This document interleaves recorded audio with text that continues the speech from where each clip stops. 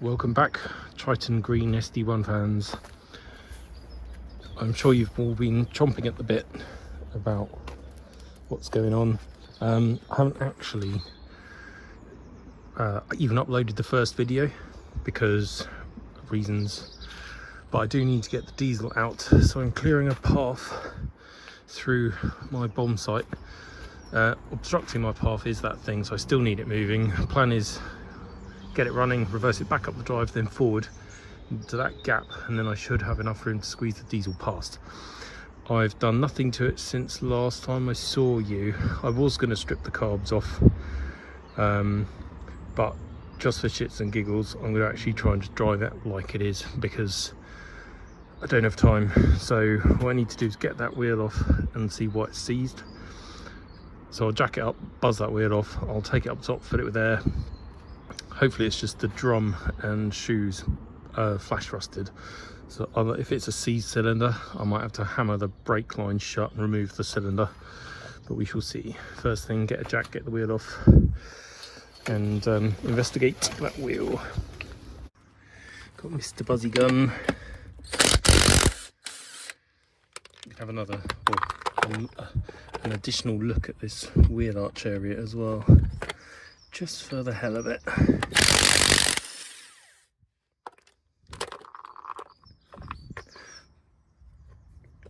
Well, you get what's going on, you don't need to see all of the... Oh, I've got a couple of stowaways. This might be fun. That wheel does not want to come off. I think I'm going to have to get a block of wood and beat it from the other side. Oh, man alive! I walloped the crap out of it with that. And here we have a rather rusted up wheel to hub interface, but hey bother. Looks a little bit worse than I thought it was going to, but yeah, that's just all kind of normal. I'm actually quite relieved that it hasn't had lots of repairs, because it's harder picking apart repairs than it is just replicating stuff. That's good. That bit there's usually completely gone. It is a bit gone, but still there in shape, so good for templating. That closing panel is only just about there. Suspension top looks okay. That's good. Top of the wheel well looks good. Oh, that's lovely. All the way around. It's surface rust, but it's all solid. Is that a hole? No, that's just dirt. Oh, well, that's great. Huh. Good. Right, I shall go. That may not want to come out, but we'll try and remove that grub screw and free off the drum. It might just want consistent clubs with a hammer for the shoes to release. We shall see. Well, made a few discoveries. The little screw came out no problem, which was, well, very nice, to be honest. I thought it'd be a right... excuse me, I thought it'd be a right pain. The other thing is, that is a Bogue self-leveler, or Bogie, whatever you want to call it, and it looks like it's a replacement. The gaiter hasn't split, that's just a bleed hole or a drain hole, but it's still got a stick on it. I've never seen one with a stick on it, which makes me think that it's a replacement, which is good, because if that's still working, and it almost certainly isn't, but if it did, I'd be a very happy bunny. What's less good, and I've never seen this on an SD1 before, with a broken spring. Doesn't matter, again, at all, but SD1 springs are pretty chunky, and they're kind of soft, so for it to split, that's kind of new. I've been cracking this off,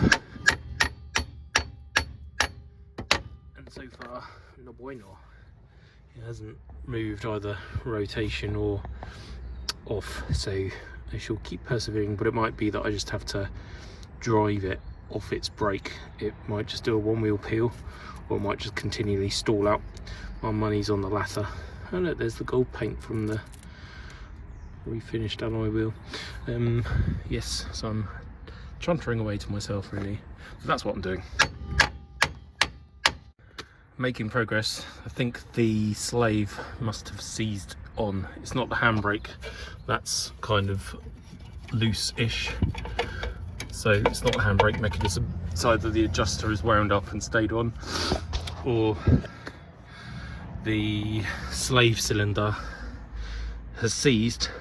Somebody's pushed the brake pedal, forced it out, and it's seized out and won't retreat.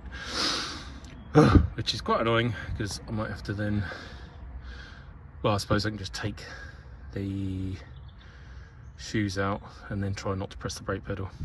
That'll make it interesting driving towards my garage. Do you know what? That really doesn't look bad. I was expecting an absolute horror show of rust, but even the anodizing on that ratchet mechanism, the adjuster, is okay. I'm going to get a lever and pull that way. That'll release this so I can push the shoe in. That's the slave. It might be seized, it might not, I don't know, I can't really tell. In fact, let's wallop it and see what happens.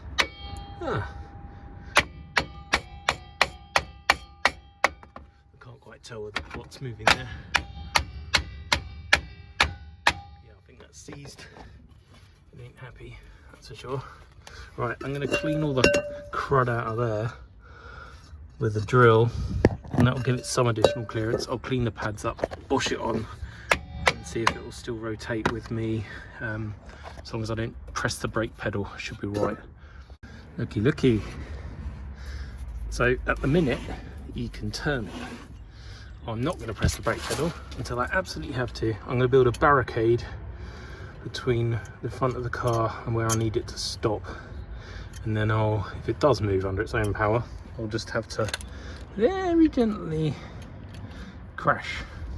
Or press the brake pedal in blind panic and accept that I'll have to probably go through this whole process again. Right, I've got to put some air in this.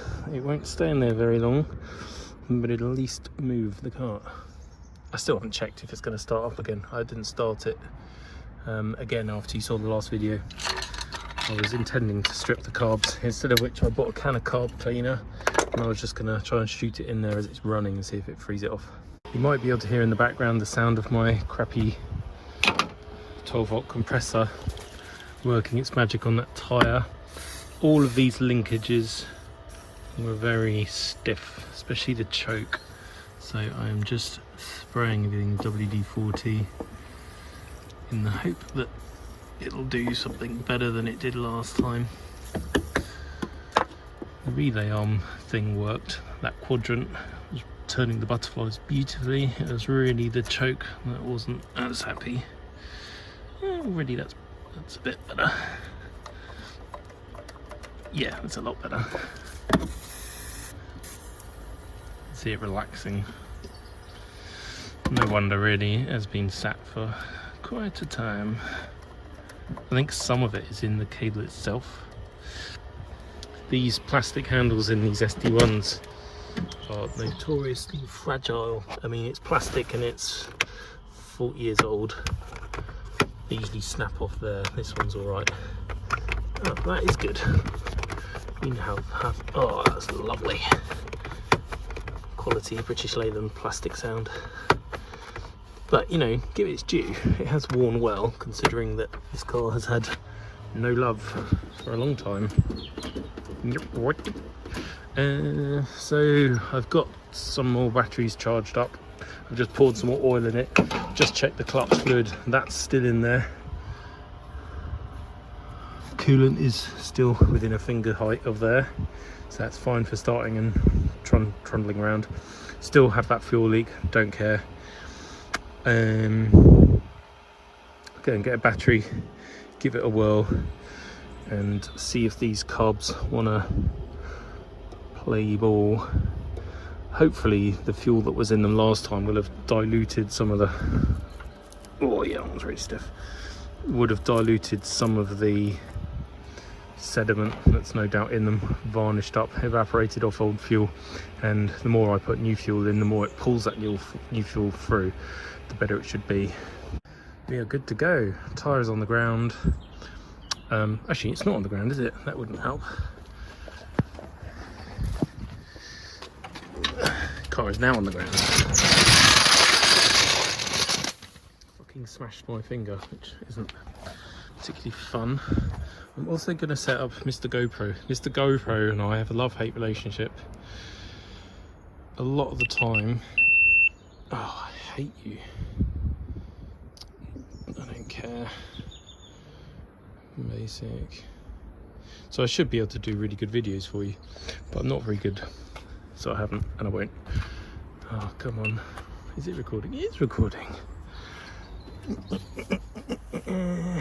I'll find somewhere sensible to put it. Then I will fire it and see what happens. If I just trundle it up backwards, that's good enough for me, because gravity can help me back down again. But this will be its first drive in a very long time. GoPro's over there. I did just fire it up and it died. I think I accidentally didn't record it, which was really stupid. It sounded initially a lot healthier, and hopefully the GoPro caught that. I don't know. Let's try it again. See, that does sound immediately healthier. Yeah, it just chokes out every time I press the pedal. Maybe it is too much.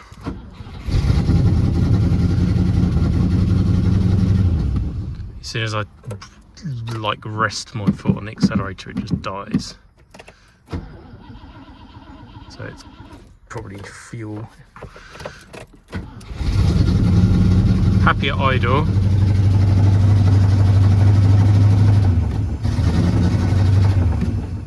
No. Might be quite a short-lived effort, this.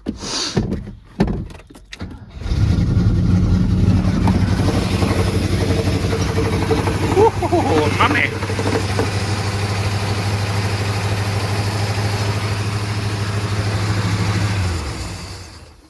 Yeah, it doesn't like it. Right, I think I am going to have to pull the carbs apart, clean them up, put them back together again. The other thing I could try very quickly is just blocking these two off, because then it will have to suck air through the inlets rather than straight from there. Right, let's do that. Just bung some paper rag in those two in the carb body and see if that looks to make it any better.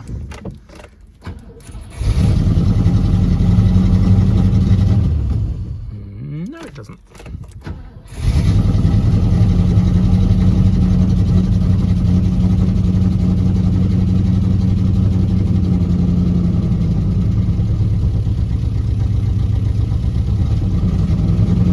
That's me playing with the choke, not the accelerator.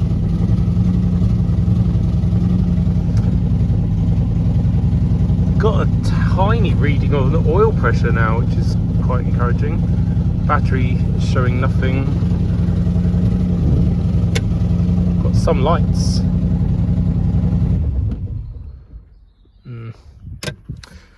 Oh.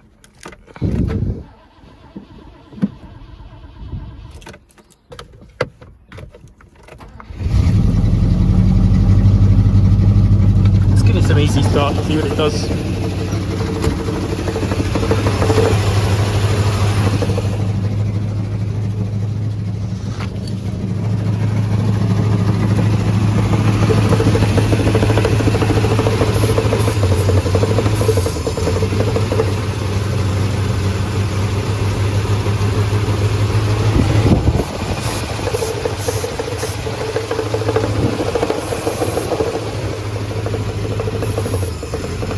Yeah, I think it's only getting fuel on that cylinder, on that carb. So if I lift the jet this side, it just stalls out because it's getting too much air until the piston drops. This side, it increases because it's able to suck more fuel through. So we're getting a fuel delivery issue into this carb. Should still have enough to just shunt rearward though. It's just confusing me. Maybe just don't press the accelerator, rely on torque of the engine.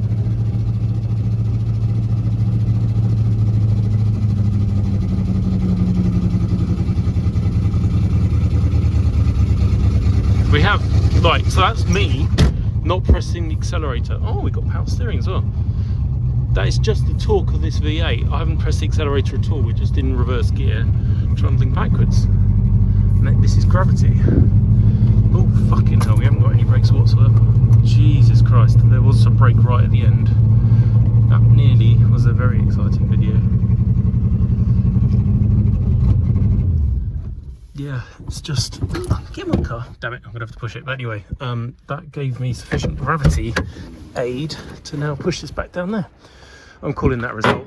I will still pull the carbs apart. Oh, look at the blue smoke, lovely. Neighbours must love me. But semi-result, I'll call that.